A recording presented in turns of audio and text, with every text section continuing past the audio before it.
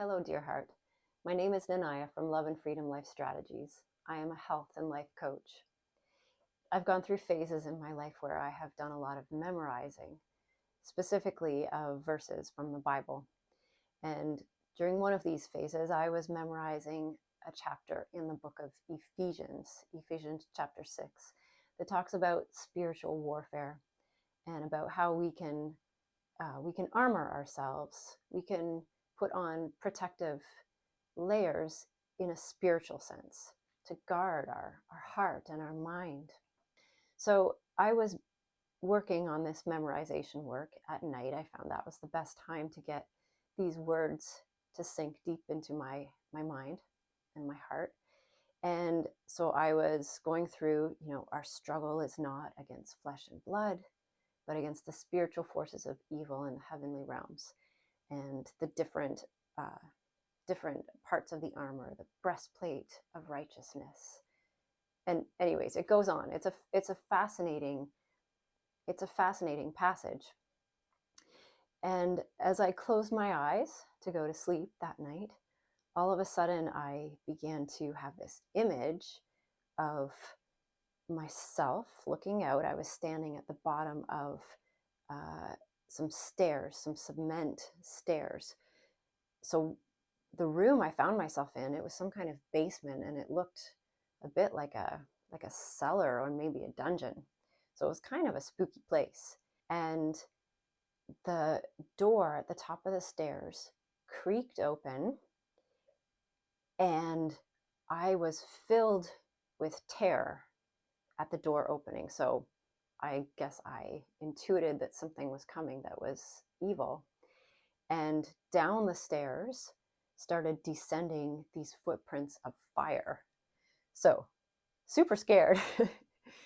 And then out in front of me stepped a warrior of light. And the footprints of fire stopped dead in their tracks, turned around, and raced back up the stairs. And I actually started giggling because it was quite funny. And this image played out in my mind a number of times. It kind of just kept happening, that I'd be standing there, I'd hear the door open, the footsteps would start to descend, I would feel terror, and then this warrior of light would step out in front of me. And whatever this thing was that was coming and that was terrifying, it would flee. So why do I tell you this story? The idea that there is more going on around us than we know, that there is meaning in everything that we do. And also the idea that it's not about the physicality of our lives. This verse that the Apostle Paul wrote, our struggle is not against flesh and blood. The place where the battle is actually happening in our lives, it's never really about that person and the way they're treating us. It's never really about our physical health. Although these things, the circumstances of our lives and the way we're feeling, can be overwhelming and all-consuming, and they can blind us from the truth that within us, we have the power to choose and to make a difference in our own life. So when someone is treating me a certain way, it's very easy for me to blame them for how I'm feeling, to blame someone in my life for what is not going well, or to blame the circumstances of my life. The moment that we realize that we have the power to choose is the moment that we're no longer a victim, but we're actually a person of great power and volition. This is the way we've been created, with these really big, amazing brains, that every single breath we take can be a moment of choice and a moment of change inside of ourselves. Our struggle is not against flesh and blood. And again, I know, easy for me to say, because today I'm not experiencing physical pain. And there are times when that can be all-consuming.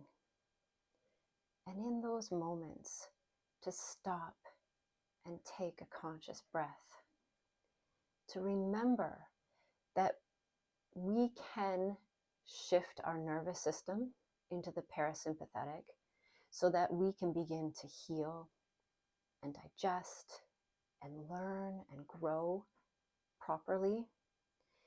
That in each moment, we can take a deep breath and shift our perspective to remember that this life is not long, that it is like, our life is like a wildflower, here today, beautiful, and gone tomorrow.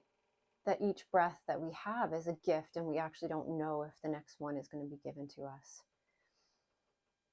Each moment to take a conscious breath and to remember that we are not a victim of our circumstances.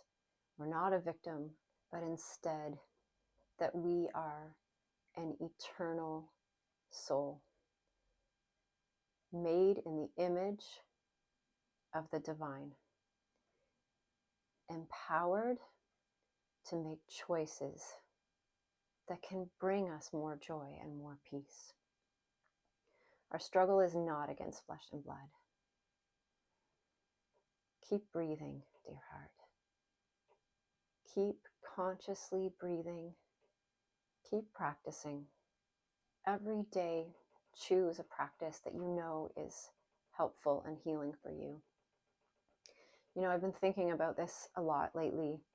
A number of years back, I did a course with a group of people called the Mindfulness-Based Stress Reduction. It's a free online program put out by the University of Massachusetts Medical School. And there were a number of professors and doctors there that believe so strongly in the power, the healing power of mindfulness and some of those practices, that they developed and put out this free program. So I walked through this with a group of people, and it was incredible for all of us, the transformation that happened. And I've been thinking lately about offering that again, maybe in person and maybe online, to go deeper into some of these practices, deeper into the power of how we've been made, and harnessing that to bring about the peace, the freedom, and the joy that we're looking for.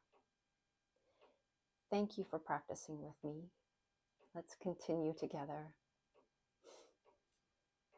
Namaste. Peace to you.